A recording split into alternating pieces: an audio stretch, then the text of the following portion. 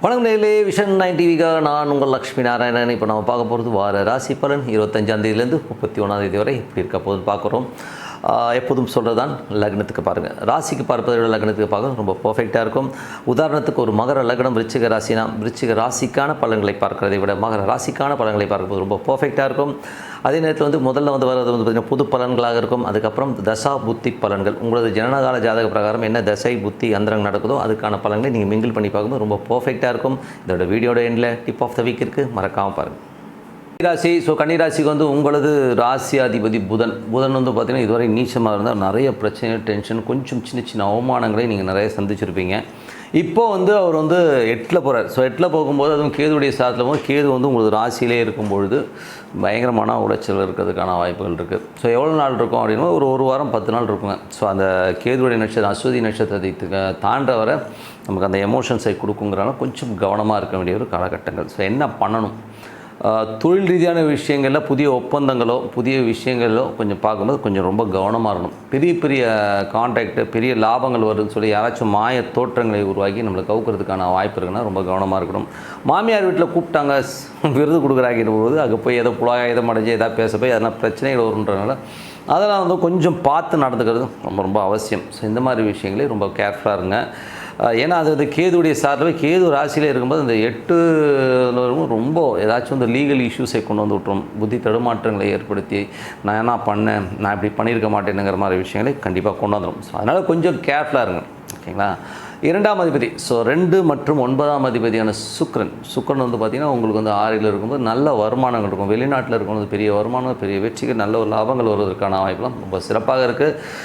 கன்னி ராசிக்கு 3, 8ஆம் அதிபதியான செவ்வாய் பார்த்திங்கன்னா உங்களுக்கு 6ல் இருக்கிற ஒரு காலகட்டத்தில் பார்த்திங்கன்னா நிறைய மாற்றங்கள், நல்ல ஏற்றமான விஷயங்கள் கண்டிப்பாக இருக்குங்க. அதுவும் ராகுடைய சாரத்தில் இருக்கும்போது வருமானங்கள், வேலையில் நல்ல வருமானம் இருக்கும். பட் இருந்தால் 8, அதாவது 3, 8ன்றபோது வேலையில் வருமானங்களை கொடுக்குற மாதிரி கொடுத்தாலும் சில நேரங்களில் நமக்கு ஏதாச்சும் ஒரு எமோஷனல் ஒரு பாண்டேஜிலோ ஏதோ ஒரு வாக்குவாதங்களை ஏற்படுத்துகிறதுனால ரொம்ப கவனமான. ஏன்னா செவ்வாயை பொறுத்தவரை அது எங்கே இருக்காரோ கடன் சம்மந்தமான விஷயங்களை வேலை செய்கின்ற இடங்களையும் கொஞ்சம் கேர்ஃபுல்லாக இருக்க வேண்டிய ஒரு காலகட்டங்கள்.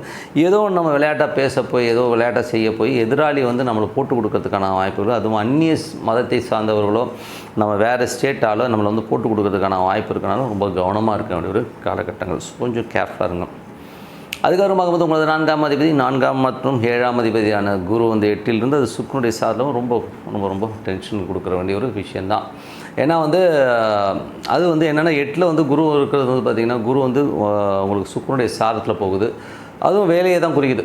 பெரும் பணமோ பெரிய ஒரு வருமானங்களில் இருக்கவங்களோ வேலையில் இருக்கவங்களும் ரொம்ப கேர்ஃபுல்லாக இருக்கும் வேண்டிய ஒரு காலகட்டங்கள். சொத்துக்கள் சார்ந்த விஷயங்கள் ரொம்ப கேர்ஃபுல்லாக இருக்கணும். கணவனை உறவுலையும் பார்த்திங்கன்னா அவங்க குடும்பத்தை ஏதோ பேச போயிட்டு அதனால் ஒரு பிரச்சனைகள் வருவதற்கான வாய்ப்புகள் நிறைய இருக்குது. அதனால் அந்த மாதிரி விஷயங்கள் குடும்பம் சண்டை சச்சரவு வர்றதுக்கான வாய்ப்புனால மேக்ஸிமம் பொறுமை காப்பது ரொம்ப ரொம்ப நல்லதுங்க. அதனால் பார்த்து நடந்துங்க. வண்டி வாகனங்கள் ஓட்டும் போதும் கொஞ்சம் கேர்ஃபுல்லாக ஓட்டுங்க. அதனாலும் நம்ம ஒரு சின்ன சங்கடங்கள் வர்றதுக்கான பார்த்துக்கணும். ஏன் சொல்கிறேன்னா இது அத்தனையுமே 8ன்னும் போதே நமக்கு அந்த மாதிரி ஒரு சிக்கல்களை ஏற்படுத்தணும். கொஞ்சம் கேர்ஃபுல்லாக இருக்கணும். 5ஆம் அதிபதி 6ல் 5ஆம் அதிபதி 6ல் இருக்கும்போது கொஞ்சம் குழந்தைகளுக்காக நிறைய செலவு பண்ணுறதுக்கான குழந்தைகளோட வளர்ச்சி நிறைய இருக்கும். பட் இதெல்லாம் கொஞ்சம் சின்ன சின்ன செலவுகளை பண்ணுவோம். அதுக்கப்புறம் வேலையில் பார்த்திங்கன்னா வேலையில் நல்ல வெற்றிகள், நல்ல லாபங்கள், பெரிய ஒரு மாற்றங்கள் வருவதற்கான வாய்ப்புகள்லாம் ரொம்ப சிறப்பாக இருக்குது. அது நல்ல விஷயம்தான். 7ல் ராகு இருக்கிறது பார்த்திங்கன்னா புதனுடைய சாரத்தில் போகும்போது கொஞ்சம் கவனமாக இருக்கும். ஏன்னா ராகு பார்த்திங்கன்னா புதனுடைய சாரத்தில் 8ல் இருக்கிறனால ரொம்ப ரொம்ப கேர்ஃபுல்லாக இருக்கணும். ஏதாச்சும் நம்ம எமோஷனாக ஏதாவது செஞ்சிடும், ஏதாச்சும் எமோஷனாக கத்துறது, திட்டுறது, தேவையில்லாத ஒரு நபர்கள் மேலே எரிஞ்சு விழுறது, இந்த மாதிரி விஷயம் இருக்கும். அதனால் ரொம்ப கேர்ஃபுல்லாக இருக்கணும். அதுக்கப்புறம் நீங்களே நொந்துப்பீங்க, சரி நானாக எழுத்து போட்டேன், நானாக இந்த மாதிரி பண்ணேன், ஐயோ என்னடா அது இப்படி பண்ணிட்டோமேனு நீங்களே ஃபீல் பண்ணுற மாதிரி விஷயம் நடக்கும்ன்றலாம் ரொம்ப ரொம்ப கேர்ஃபுல்லாக இருக்கணும். எந்த செயல்பாடுகளையும் எமோஷனலாக பண்ணாதீங்க. ஏன்னா இந்த எமோஷனில் தான் இதுக்கு தப்பு நடக்கணும். அந்த எமோஷனை மட்டும் கண்ட்ரோல் பண்ணிட்டீங்கன்னா எல்லாமே சிறப்பாக இருக்கும். கணவன் மனைவிகளும் ரொம்ப கேர்ஃபுல்லாக இருக்கணும். கணவன் மனைவி மற்றும் பார்ட்னர்ஷிப் சம்மந்தமான விஷயம் கொஞ்சம் கேர்ஃபுல்லாக இருக்கணும் வேண்டிய காலகட்டங்கள் தான். அதுக்கப்புறம் 8ல் பார்த்திங்கன்னா உங்களுக்கு புதன் மற்றும் குரு இருக்காங்க. அப்போ என்ன மாதிரி விஷயங்கள் இருக்கும்போது கொஞ்சம் கேர்ஃபுல்லாக ஓனர்கிட்ட கொஞ்சம் போய் பார்த்துக்கணும். ஏன்னா குரு பார்த்திங்கன்னா சுக்கிரனுடைய சாரத்தில் போகுது. அது 2, 9 வெளிநாட்டில் இருக்கவங்களுக்கு ஒரு சின்னதாக எமோஷன்ஸ் வரதுக்கான வாய்ப்புகள், அப்பா சொத்துக்கள், அப்பா குடும்பம் சம்மந்தமான விஷயங்களால் கொஞ்சம் ஒரு டென்ஷன் வரதுக்கான வாய்ப்புகள் நிறைய பேருக்கு இருக்குது. அதே மாதிரி வந்து பார்த்திங்கன்னா உங்களுக்கு வந்து 8ல் புதன் கேதுவுடைய சாரத்தில் போகும்போது ஒரு தேவையில்லாத ஒரு மன உளைச்சலை கண்டிப்பாக தான் சந்திரனுடைய சாரம் பெரிய லாபங்கள் மூத்த சகோதரரால் நமக்கு ஒரு பிரச்சனைகள் வர்றது, நண்பர்களால் ஒரு பிரச்சனைகள் வருவதற்கான வாய்ப்பு ரொம்ப ரொம்ப கேர்ஃபுல்லாக இருக்கணுன்றதுக்காக பார்த்து நடந்துங்க. அதில் 9ஆம் அதிபதி 9ஆம் சுக்கிரன் வந்து 6ல் இருக்கும்போது சில பேர் வந்து வேலையில் வந்து நிறைய மாற்றங்கள் நல்ல ஏற்றங்கள் இருக்கும். பட் இருந்தாலும் வந்து ட்ராவல் நிறைய இருக்கும். ஸோ அங்கங்கே ட்ராவல் பண்ணுறதுக்கான வாய்ப்புகள் இருக்கும். வேலை விஷயமாக நிறைய ட்ராவல் பண்ணி போகிறதுக்கான வாய்ப்புகளும் நிறைய இருக்குங்க. ஸோ அது வந்து ஒன்று பண்ணணும். 10ஆம் அதிபதியான புதன் வந்து பார்த்திங்கன்னா உங்களுக்கு 8ல் இருக்கும்போது கொஞ்சம் தொழில் ரீதியான விஷயம் கவனமாக இருக்கட்டும். 11ஆம் அதிபதி சந்திரனாக இருந்து இந்த வாரம் வந்து பார்த்திங்கன்னா பெரிய பெரிய ரிஸ்க்குகளை எடுக்கிற மாதிரி விஷயங்கள் குடும்பம் சம்பந்தமான விஷயங்களுக்காக நிறைய மன உளைச்சல்கள் ஏற்பட்டு அதுக்கான முயற்சிகள் ஏற்படுவதற்கான வாய்ப்பு ரொம்ப சிறப்பாக இருக்குது. 12ஆம் அதிபதியான சூரியன் 7ல் இருக்கும்போது கொஞ்சம் அலைச்சல்கள் ஜாஸ்தி இருக்கும். கொஞ்சம் ஓனர்ஸும் சரி மேனேஜர்ஸும் சரி நிறைய நமக்கு வேலை வாங்குற மாதிரி ஃபீலை கண்டிப்பாக ஏற்படுத்துங்க. ஸோ மற்றபடி ஒன்றும் இல்லை. ஸோ இதுவரை பார்த்தது பொது பலன்கள். ஸோ இப்போ வந்து பார்த்திங்கன்னா உங்களுக்கு தசாபுத்தி பலன்கள் எப்படி இருக்குன்னு பார்ப்போம். தசாபுத்தி பலன்களில் வந்து யாருக்கெல்லாம் கன்னி லக்னமாக இருந்து சூரிய தசை புத்தி அந்தரம் நடக்குதோ அவங்களுக்கு எப்படி இருக்குன்னு பார்ப்போம். சூரியன் ஸோ வந்து கன்னி லக்னமாக இருந்து சூரிய தசாபுத்தி அந்தரங்கள் நடக்கிறவங்களுக்கு வந்து பார்த்திங்கன்னா அது வந்து நல்ல ஏற்றங்களையும் நல்ல லாபங்களையும் நல்ல ஒரு வளர்ச்சியும் கொடுக்கறதுக்கான வாய்ப்புகளை நல்லாவே இருக்குது. ஸோ நல்ல ஒரு வளர்ச்சியை கண்டிப்பாக கொடுத்துரும். அது வந்து பார்த்திங்கன்னா இது உத்திரட்டாதி சனியோட நட்சத்திரத்தில் இருக்கும்போது சின்ன சின்ன கருத்து வேதங்கள் கணவன் மனைவிக்கு நடுவில் வருவதற்கான வாய்ப்புகள் கொஞ்சம் கேர்ஃபுல்லாக இருக்கணுங்கிறது தான் உண்மையான விஷயம். ஸோ அதை வந்து பார்த்துக்குங்க. அதனால் சின்ன சின்ன ஒரு அவங்க கோச்சிக்கிட்டு ஒரு 2 நாள் வெளில போகிற மாதிரி விஷயங்களும் நடக்கும். ஸோ அதை பார்த்துக்குங்க. அதுக்கப்புறம் பார்த்திங்கன்னா யாரெல்லாம் கன்னி லக்னமாக இருந்து சந்திர தசாபுத்தி அந்தரம் நடக்கணும். 11ஆம் அதிபதி வந்து உங்களுக்கு வந்து நல்ல வளர்ச்சியும் நல்ல ஏற்றங்களையும் கொடுக்கறதுக்கான வாய்ப்புகள் இருக்குது. படிப்படியாக அடுத்தடுத்த லெவல் போனாலும் வாரத்தை நீங்கள் ஒரு கடைசி பகுதி அதாவது சனி ஞாயிறில் வந்து மட்டும் கொஞ்சம் ஸ்ட்ரெஸ் இருக்கிறதுக்கான வாய்ப்புகள் இருக்குது. தேவையில்லாத ஒரு மன காயங்கள் ஏற்படுறதுக்கான வாய்ப்புகள் ரொம்ப கவனமாக இருக்கணும். அதுவும் இளைய சகோதரர் சார்ந்த விஷயங்கள் இளைய சகோதரி சார்ந்த விஷயங்கள் நம்ம ஒரு மன உளைச்சலை ஏற்படுத்துறதுக்கான வாய்ப்புகள் ரொம்ப கவனமாக இருக்க வேண்டிய ஒரு காலகட்டங்கள்ங்க. அது நம்ம கன்னி லக்னமாக இருந்து செவ்வாய் தசாபுத்தி அந்தரம் நடக்கிறவங்களுக்கு எப்படி இருக்கும்? செவ்வாய் வந்து பார்த்திங்கன்னா உங்களுக்கு வந்து 3 8ஆம் அதிபதியாக இருந்து அவர் ஆளும் வேலையில் ரொம்ப கவனமாக இருக்கணும். கடன் சம்மந்தமான விஷயங்கள் வந்து ரொம்ப கேர்ஃபுல்லாக இருக்கும். நீங்கள் ஏதாச்சும் கொடுக்குறேன்னு சொல்லுங்கள். கொடுக்க முடியலன்னு சொல்லிவிடுங்க. தேவையில்லாமல் ஏதாவது எடுத்து விட்டு அதுக்கப்புறம் மாட்டிக்கிறதுக்கான ரொம்ப கேர்ஃபுல்லாக இருக்கின்ற ஒரு காலகட்டம். புதிய ஒப்பந்தங்களை கையெழுத்து போடும்போது 1க்கு 10 வாட்டி படித்து பார்த்து கையெழுத்து போடுறது ரொம்ப ரொம்ப அவசியங்க. அப்புறம் கன்னி லக்னமாக இருந்து ராகு தசாபுத்தி அந்தரம் நடக்கிறவங்க எப்படி இருக்கணும்? ராகு வந்து 7ல் இருந்தாலும் அது வந்து புதனுடைய சாரத்தில் போகும்போது 7 8 நாளை கணவன் மனைவிக்கு நல்ல பெரிய ப்ராப்ளங்கள் ஸ்ட்ரெஸ் ஏற்படுத்துவதற்கான வாய்ப்பாக இருக்குது. ஸோ கொஞ்சம் கேர்ஃபுல்லாக இருக்கணும். பார்ட்னர்ஷிப் சம்மந்தமான விஷயங்கள் ரொம்ப ரொம்ப கேர்ஃபுல்லாக இருக்கின்ற காலகட்டங்க. கொஞ்சம் வந்து நடைமுறையில் இது வந்து பார்த்திங்கன்னா 8ல் புதன் வந்து பார்த்திங்கன்னா மிஞ்சி போன ஒரு 15-20 நாட்கள் இருப்பார். ஸோ அதனால் கொஞ்சம் கேர்ஃபுல்லாக இருக்கணும். குடும்பமாக இருந்தாலும் சரி கஸ்டமர்கிட்ட ஹேண்டில் பண்ணுறதாலும் கொஞ்சம் கேர்ஃபுல்லாக இருக்கின்ற ஒரு காலகட்டங்க. கன்னி லக்னமாக இருந்து குரு தசாபுத்தி அந்தரம் நடக்கிறவங்களுக்கு எப்படி இருக்கும்? குரு வந்து பார்த்திங்கன்னா உங்களுக்கு 8ல் இருக்கும்போது குரு வந்து பார்த்திங்கன்னா உங்களுக்கு கணவன் மனைவிக்கு நடுவில் வந்து நிறைய பிரச்சனைகளும் ஸ்ட்ரெஸ்ஸையும் இருக்கும். தாயாருக்கும் உங்களுக்கும் கருத்து வேறுபாடு ஏற்படுத்துவதற்கான வாய்ப்பு ரொம்ப ரொம்ப கேர்ஃபுல்லாக இருக்க வேண்டிய ஒரு காலகட்டம். நாங்கள் அது எல்லாமே வந்து ஏடகடவே சொல்லிட்டு இருக்கீங்கன்னா 8ல் ஒரு கிரகம் இருந்து நடந்தாலும் சரி அந்த நட்சத்திர பாதசாரத்தில் நடக்கும்போது கண்டிப்பாக இந்த விஷயங்கள்லாம் கண்டிப்பாக வந்து தான் ஆகும். ஸோ கொஞ்சம் பார்த்து நடந்துக்குங்க. அதுக்கப்புறம் கன்னி லக்னமாக இருந்து சனி தசாபுத்தி அந்தரம் நடக்கிறவங்க சனி வந்து பார்த்திங்கன்னா உங்களுக்கு 6ல் இருக்கிற ஸோ ராகுடைய சாரத்தில் போகும்போது வேலை நல்ல ஏற்றங்கள் நல்ல லாபங்கள் நல்ல ஒரு வளர்ச்சி கிடைப்பதற்கான வாய்ப்பு ரொம்ப சிறப்பாக இருக்குது. கடன் கேட்ட இடத்துல கிடைக்கிறதுக்கான வாய்ப்பு ரொம்ப நல்லா இருக்குங்க. ஸோ அது ரொம்ப சிறப்பான விஷயங்கள் தான். கன்னி லக்னமாக இருந்து புதன் தசாபுத்தி அந்தரம் நடக்கிறவங்களுக்கு எப்படி இருக்கும்போது புதன் வந்து 8ல் இருந்து அதுவும் கேதுடைய சாரத்தில் இருக்கும்போது தேவையில்லாத ஒரு பிரச்சனை உங்களை தேடி வரும். அது வழக்குகளாக மாறதுக்கான வாய்ப்பு ரொம்ப ரொம்ப கேர்ஃபுல்லாக இருக்க வேண்டிய ஒரு காலகட்டங்க. ஸோ அதாவது புதன் தசாபுத்தி அந்தரம் நடக்கிறவங்க ரொம்ப ரொம்ப கேர்ஃபுல்லாக இருக்கணும். ஒரு 10-15 நாட்களுக்கு. அதுக்கப்புறம் எல்லாமே சரியாக இருக்கும். அது ஒன்றும் இல்லை. அந்த அஸ்வினி நட்சத்திரம் வெளியில் வந்துச்சுனாலே அது கிளியர் ஆகிடும். ஸோ அதுவரை ரொம்ப கேர்ஃபுல்லாக இருக்கணும். அதுக்கப்புறம் யாருக்கெல்லாம் கன்னி லக்னமாக இருந்து உங்களுக்கு வந்து கேதுன்றதை விட கேது வந்து என்ன பண்ணணும்னா கடன்களை ஏற்படுத்துங்க. அது ஒரு பெரிய ப்ராப்ளம் இருக்குது. ஸோ அதனால் நம்ம சாதாரண நினைக்க முடியாது. கேது வந்து நிறைய கடன்களையும் மன உளைச்சலையும் ஸோ சில பேருக்குலாம் பார்த்திங்கன்னா கடன் அதிகமாக பேசவே முடியாது. என்ன பண்ண போகிறோன்னே தெரியாமல் ஒரு ஸ்டக்குடு மூமெண்ட்டை ஏற்படுத்திடும். அதனால் கொஞ்சம் கேர்ஃபுல்லாக இருங்க. அது 8ல் போகிற கிரகம் புதனுடைய சாரத்திலும் ரொம்ப கேர்ஃபுல்லாக இருக்கிற ஒரு காலகட்டங்கள். அதுக்கப்புறம் பார்க்கும்போது கன்னி லக்னமாக இருந்து கேது திசையை நடக்கிறவங்களும் ரொம்ப கேர்ஃபுல்லாக இருக்கணும். பெரிய லாபங்களை காட்டி அதனால் ஒரு எமோஷன்ஸ் வரதுக்கான வாய்ப்பு ரொம்ப கேர்ஃபுல்லாக இருக்கின்ற காலகட்டங்கள். ஸோ பார்த்து நடந்துங்க. அதுக்கப்புறம் வந்து கன்னி லக்னமாக சுக்கிர தசாபுத்தி அந்த 2 9ஆம் அதிபதி வந்து 6ல் இருக்கும்போது நல்ல வளர்ச்சி நல்ல ஏற்றங்கள் வேலையில் நல்ல மாற்றங்கள் நல்ல வளர்ச்சி கிடைக்கிறதுக்கான வாய்ப்பு ரொம்ப சிறப்பாக இருங்க. ஸோ நல்ல விஷயங்கள் நல்ல மாற்றங்கள் பிரார்த்தனை ரொம்ப ரொம்ப அவசியம். மனதார இறைவனை பிரார்த்தனை பண்ணும்போது கண்டிப்பாக அடுத்த லெவல் போகிறதுக்கான வாய்ப்பு ரொம்ப சிறப்பாக இருக்கும்.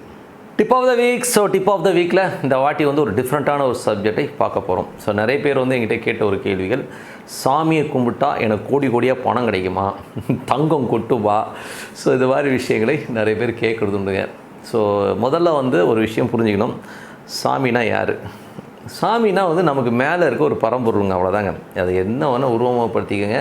உங்களுக்கு இஷ்டமான தெய்வத்தை நீங்கள் வந்து உருவப்படுத்திக்கலாம், பேசிக்கலாம், என்ன வேணால் பண்ணலாம். அது வந்து சாமி. ஸோ சாமிகிட்ட வந்து என்கிட்ட வருவாங்க, நான் இது இந்த கோயிலுக்கு போங்க, இந்த மாதிரி ஒரு வழிபாடு முறைகளை செய்யுங்க அப்படின்னு நம்ம சொல்கிறோம். அப்படி செய்யும்போது என்ன ஆகும்னா, இவங்க முதல்ல வந்து நான் சொல்கிறத வந்து இவங்க முதல்ல கேட்பாங்கும்போது கேட்கும்போது நமக்கு தமாஷாக இருக்கும். அவன் அப்படியே சரி செய்கிறேன் சார்னுவாங்க. ஆனால் ஃபாலோ பண்ண மாட்டாங்க. மெயினாக ப்ராப்ளம் என்னென்னா, இந்த கர்மா வந்து விடாதுங்க. அவங்கள மேலே தப்பு கிடையாது, யாரையும் வந்து நான் குறை சொல்லணும்னு சொல்லலை. கர்மா விடாது. முதல்ல வந்து நீங்கள் சாமி கும்பிட்டாங்கன்னா எல்லோரும் சொல்லணும்னு நினைப்பாங்க, சாமியை கும்பிட்டு நான் அப்படியே இறைவனோட ஒன்றுனா எனக்கு அப்படியே தங்கம் கொட்டும், கட்டுக்கட்டாக பணம் வந்து வீட்டில் குமியும் அப்படின்னு ஒரு ராங் கான்செப்டில் வந்து எல்லோரும் போகிறாங்க. முதல்ல ஆன்மீகத்தில் போய் நீங்கள் இறைவனோட ஒன்றும் போது என்ன தெரியுமா ஆகும், முதல்ல உங்கள் கர்மா தான் வெளியில் வரும். ஓகேங்களா? உங்களோட பேட் எலிமெண்ட்ஸு, நீங்கள் போன ஜென்மம் அதுக்கு முந்தின ஜென்மத்தில் பண்ண கர்மாலாம் வெளில வரும். அப்போ தான் ரொம்ப கஷ்டமே வரும். எப்போ நீங்கள் சாமியை ரொம்ப ஒன்றிக்கு போய் கும்பிட ஆரம்பிச்சிங்களோ ஹெவியான கஷ்டங்களை நீங்கள் அனுபவிப்பீங்க. அதுதான் உண்மையான விஷயம். இப்போ என்னுடைய வாழ்க்கையில் நடந்த ஒரு விஷயத்தை நான் உங்கள்கிட்ட பகிர்ந்துக்கிறேன். அப்போ உங்களுக்கு சொல்கிறதுக்கு ஈஸியாக இருக்கும், உங்களுக்கு புரிஞ்சுக்கிறதுக்கு. எல்லோரும் வந்து கேள்விப்பட்டிருப்பீங்க, கிரியா யோகம்னு ஒன்று இருக்குது. ஸோ அதை வந்து எனக்கு வந்து சரியான ஒரு கைடன்ஸ் இல்லாமல் நானே பண்ண ஆரம்பித்தேன். நானே பண்ணும்போது என்ன ஆயிடுச்சுன்னா, அது வந்து பண்ண ஒரு மாதிரி ஆச்சு. அப்புறம் கூட இன்னொருத்தர் என்ன சொன்னால், இது ஒரு சில மந்திரங்கள் இது வந்து அப்படியே ஜபம் மாதிரி பண்ணுங்க அப்படின்னாரு. பண்ண என்ன ஆயிடுச்சுன்னா, ஒரு வித்தியாசமான ஒரு அனுபவங்கள்லாம் வர ஆரம்பிச்சிச்சு. நான் ஒரு இடத்துக்கு போனேன்னா இந்த இடத்துடைய சூழல்கள் எல்லாமே எனக்கு வந்து முன்னாடியே தெரிய ஆரம்பிக்கும். ஒரு மனிதன் வந்து என்ன நினைக்கிறாரோ அந்த மாதிரி விஷயங்கள்லாம் எனக்கு கன்வே ஆக ஆரம்பிச்சுன்னு பயந்துட்டேன், ஓப்பனாக சொல்லணும்னா. பட் கர்மா வந்து அப்படியே பயங்கரமாக வேலை செய்ய ஆரம்பித்ததை நான் உண்மையாக உணர்ந்தேன். கிரியா பண்ணும்போது அந்த கர்மா வெளியில் வரதை என்னால் உணர முடிஞ்சுது. அந்த கிரியா வந்து நான் பண்ணது வெறும் 2 மாதங்கள் தான் பண்ணேன். அந்த 2 மாதத்தில் பண்ணி எனக்கு வந்த துக்கம் 5 வருஷத்துக்கு இருந்ததுன்னா பார்த்துக்குவேன். அவ்வளோ ஒரு கடினமான துக்கம், அவ்வளோ பிரச்சனைகள். என்னடா அது சாமி கும்பிட்டு இவ்வளோ ஒரு பிரச்சனையில் மாட்டிக்கிட்டேன்னு. ஏன்னா வந்து நான் ரொம்ப குண்டாக இருந்தாலும் அப்படியே மெலிஞ்சு அவ்வளோ பிரச்சனைகளை உருவாகிச்சு. ஹெல்த்தெல்லாம் வந்து ரொம்ப படுத்திடுச்சு. ஹெல்த்தெல்லாம் பார்த்திங்கன்னா, நான் வந்து 7 மணிக்கு, அதாவது 8 மணிக்கு நான் டிஃபன் சாப்பிட்ணும். 8 மணிக்கு டிஃபன் சாப்பிட்லான்னா எனக்கு வந்து 8:30 மணிக்கு வந்து ஜுரம் வந்துடும். அதுக்கப்புறம் வந்து 1 மணிக்கு நான் லஞ்ச் சாப்பிடணும். லஞ்ச் 1 மணிக்கு சாப்பிடணும், 1:30 மணிக்கு ஜுரம் வந்துடும். இந்த மாதிரி வியாதி கேள்விப்பட்டீங்கன்னா, நான் டாக்டர்கிட்டலாம் போய் நான் இது பல வருடங்களுக்கு முன்னாடி நடந்த கதையை சொல்கிறேன். போய் பார்த்தோம்னா டோட்டலாக வந்து பார்த்திங்கன்னா எதுவுமே எல்லாமே நார்மலாக இருக்கும். அதுக்கப்புறம் ஒரு டாக்டர் சொன்னால், என்னடா பண்ண அப்படின்னு கேட்டார் ஒரு டாக்டர். இல்லை சாமி, நான் எதாவது யோகா பண்ணியான்னு. ஏன்னா நம்ம ரிப்பு இருக்குது இல்லைங்களா, அந்த ரிப்பில் வந்து உங்களுக்கு வந்து அந்த தொடப்பக்குச்சி மாதிரி இருக்குமா. ஸோ அதில் போய் ஏர் பிளாக் ஆச்சுன்னு வைங்களேன், அது கிளியர் ஆகிறதுக்கு கிட்டத்தட்ட ஒரு மாதம் ஆகும். ஸோ இதுதான் இது பிரச்சனை. ஆனால் இந்த டாக்டர் என்ன சொல்ல, அதுக்கப்புறம் ஒரு டாக்டர் சொன்னேன், அது ஏர் பிளாக் ஆகிருக்கும் ரிப்பில், அப்போ வந்து இந்த மாதிரி தான் ஆகும், அது தானாக சரியாயிடும் 1 மாதம்னாரு. பட் எனக்கு துக்கம் வந்து அழுது அவ்வளோ பிரச்சனைகள் உருவாச்சு. அதுக்கப்புறம் ஒரு குருமார்கிட்ட போய் கேட்டேன், சாமி என்ன சாமி இது, நான் இதை போய் செஞ்சு எனக்கு பெரிய பாடாகி போச்சு அப்படின்னும் போது, அப்போ அவர் சொன்னார், உனக்கு சரியான கைடன்ஸ் இல்லாமல் நீ போய் ஒரு ஹை வோல்டேஜ் ஒயரை தொட்டுட்ட, பரவாயில்ல நீ தப்பிச்சிட்ட. ஏன்னா கைடன்ஸ் இல்லாமல் போய் தொட்டனால வந்து நிறைய பேர் வந்து ஒன்றும் பைத்தியம் ஆயிடுவாங்க, இல்லைனா வந்து செத்து போயிடுவாங்க. அவ்வளோ மோசமான ஒரு ஹை வோல்டேஜ் ஒயர் அது. பரவாயில்ல நீ அதோட எஸ்கேப் ஆகிட்டேன்னு சொல்லி சொன்னார். எதுக்கு சொல்கிறேன்னா, சாமிகிட்ட போகும்போது அது கர்மா தாங்க முதல்ல வெளியில் வரும். அந்த கர்மாவை நீங்கள் தாங்கி, அந்த வலியை தாங்கி வெளியில் வந்து அதுக்கப்புறம் நல்ல வாழ்க்கை கிடைக்குன்றது தான் உண்மையான விஷயம். ஸோ நம்ம வந்ததே வந்து கர்மாவை. அதனால் வந்து சாமிகிட்ட போய் டீல் பேசுகிறது, நான் வந்து என்ன இந்த காரியம் நடந்தால் அவருக்கு வந்து நான் முடிய கொடுக்குறேன், மொட்டை அடிக்கிறேன், இந்த மாதிரி விஷயங்கள்லாம் சொல்கிறதெல்லாம் வந்து கேட்கும்போது ரொம்ப தமாஷா இருக்கும். சாமிகிட்ட டீல் பேசுறது நம்ம யாருங்க? முதல்ல சாமி எப்படி தெரியுங்க கும்பிடணும், ரொம்ப பட்டை அடிச்சுட்டு சுத்தபத்தமாக இருந்து ரொம்ப உட்காந்து விழுந்து கும்பிடணும் கூட அவசியம் கிடையாது. சாமி வந்து ஃப்ரெண்டாக நினச்சி பண்ணி பாருங்கள், சாமி உங்க கூட பேசுங்க. நீங்கள் பேசியிருக்கீங்களான்னு எனக்கு கேட்காதீங்க, நான் அந்த அனுபவத்தை நான் வேறு ஒரு வீடியோவில் வந்து ஷேர் பண்ணுறேன். அருமையாக இருக்கணும்னா ஃப்ரெண்டாக டீல் பண்ணுங்கள். காலையில் சும்மா மூஞ்சியை கழுவிட்டு உட்காந்து அமைதியாக இருக்கிற இடத்துல சாமியை பாருங்கள், அற்புதமாக வேலை செய்யும். எந்த வித எதிர்பார்ப்பும் இல்லாமல் உட்காந்து பாருங்கள், அற்புதமான விஷயங்கள் மேஜிக்கில் நடக்க ஆரம்பிக்கும். எனக்கு தெரிஞ்சவரை சூப்பரான விஷயம் பிரார்த்தனையில் பேராசை இருக்கக்கூடாது. நீங்கள் போய் சாமிக்கிட்ட போய் டீல் பேசுகிறது, அக்ரிமெண்ட் போடுறது, இந்த மாதிரி விஷயங்கள்லாம் போடாதீங்க. சாமியை ஃப்ரெண்டாக வச்சுக்கின்னு தான் சொல்ல வந்தது தான் இந்த மெயினான கருத்து. காரணம் என்ன, கர்மா தான் வெளியில் வரும். கர்மாவை தாங்கிட்டு அதுக்கப்புறம் தான் நல்ல விஷயம் வரும். அதனால் கர்மாவை தாங்க. ஸோ நல்ல விஷயங்களை நான் சொல்லியிருக்கேன்னு புரியும். நீங்கள் ஏதாச்சும் டவுட் தான் கால் பண்ணுங்கள். ஸோ சிறப்பான ஒரு நல்ல விஷயத்தை சொல்லியிருக்கோம். ஸோ உங்களிடம் விடைபெறுவது உங்கள் லக்ஷ்மி நாராயணன். நன்றி, வணக்கம்.